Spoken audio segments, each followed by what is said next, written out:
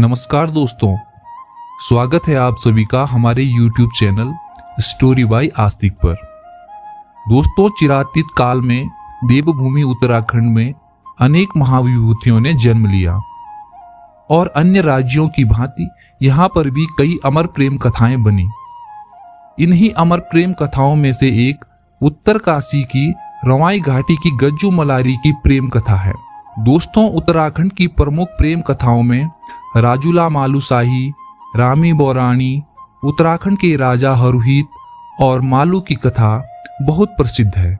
दोस्तों, आज मैं आपको उत्तराखंड की एक और प्रेम कथा गज्जू मलारी की कथा लेकर हाजिर हूँ। यह कथा लोक दंत कथाओं पर आधारित है। यह कथा उत्तराखंड के उत्तरकाशी जिले के रवाई घाटी में स्थित सुदूरवर्ती गांव दोनी भितरी में घटित हुई। चलिए दोस्तों, ज्यादा समय न लेते हुए कथा को शुरू करते हैं। दोस्तों, बहुत समय पहले की बात है। उत्तरकाशी के रवाई घाटी में स्थित सुदूरवर्ती गांव दोनी भितरी में एक चरवाहा निवास करता था जिसका नाम गज्जू था। वह वहां के जंगलों में अपनी भेड़ें चराकर अपना जीवन यापन करता था। उधर मलारी सौदान की विवाहित पुत्री होती है।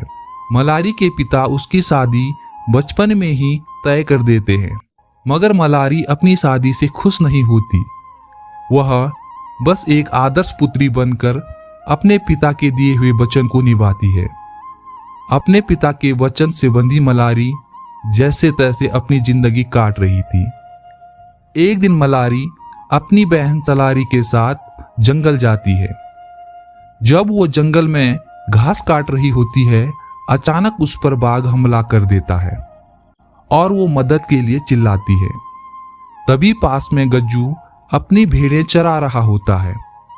मलारी की आवाज सुनकर वो बिना समय गवाए बाघ से भिड़ जाता है और बाघ को वहां से खदेड़ देता है। तब मलारी और गज्जू की पहली मुलाकात होती है। इस मुलाकात पे गज्जू मलारी एक दूसरे से आकर्षित हो जाते हैं, मगर मलारी को अपने विवाहित होने का एहसास भी रहता है। अपने पिता के वचन की याद भी उसे रहती है। वह इस प्रेम पास से दूर रहने की बहुत कोशिश करती है, मगर प्रेम और स्नेह के बिना जिंदगी जी रही मलारी बहुत समय तक अपने आप को रोक नहीं पाती और गज्जू के मोह पास में पड़ जाती है। गज्जू एक चरवाहा था और घुमक्कड़ी उसका जीवन यापन करने का तरीका था। दूसरी तरफ मलारी एक सौदान की पुत्री थी। किसकी हिम्मत कि सौदान की बहु बेटियों की तरफ नजर भी डाले।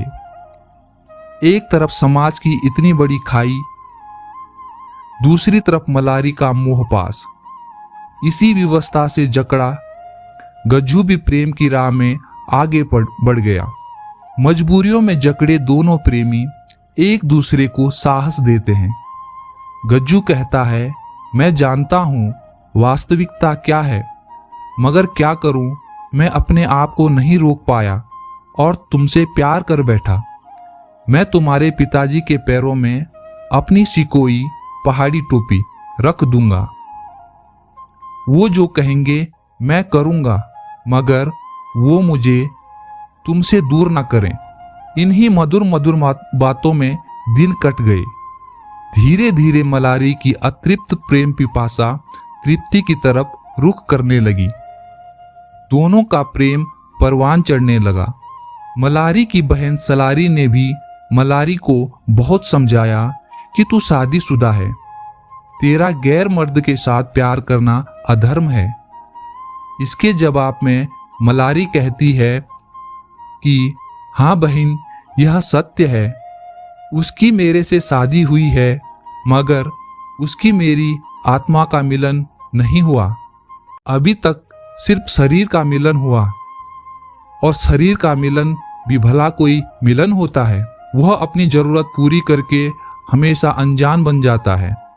मैं तो बस पिताजी का वचन निभा रही हूँ, मगर अब मैं गज्जू के मोह पास में बंध चुकी हूँ। गज्जू से मेरा आत्मा का मिलन है।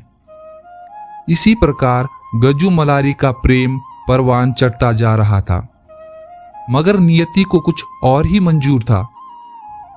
एक दिन मलारी ने गज्जू को मेला देखने बुलाया। खुद दोनों बहनें भी मेला घूमने गई। वहां एक युवक ने मलारी से दुर्व्यवहार करना शुरू कर दिया। यह बात गज्जू को पता चली तो उसने उस युवक की पिटाई कर दी। दुर्भावना से ग्रसित उस युवक ने गांव में सबको बता दिया कि गज्जू मलारी का प्रेम प्रसंग चल रहा है। यह बात मलारी के पिता सौंदाण को जैसे ही पता चली, उसने गुस्से में आकर मलारी को घर की चार दीवारी में कैद कर दिया। अब एक तरफ सौंदाण की हठ धर्मता और दूसरी तरफ मलारी का अतृप्त प्रेम। उधर गज्जू भी ये उम्मीद में बैठा रहा कि मेरी मलारी एक दिन पक्का मेरे पास आएगी। लोगों के लाख समझाने पर भी मलारी गज्जू के प्रेम पास से बाहर नहीं निकल पा रही थी। उधर पिता का सख्त पहरा था, इधर गज्जू के लिए मलारी के दिल में अगाध प्रेम। मलारी गज्जू से मिलने के लिए पूरी तरह जिद पर उतर आई। मलारी ने प्राणों की चिंता किए बिना अन्न जल त्याग दिया। भूखी रहने के कारण मलारी बीमार होने लगी और कमजोर पड़ने लगी।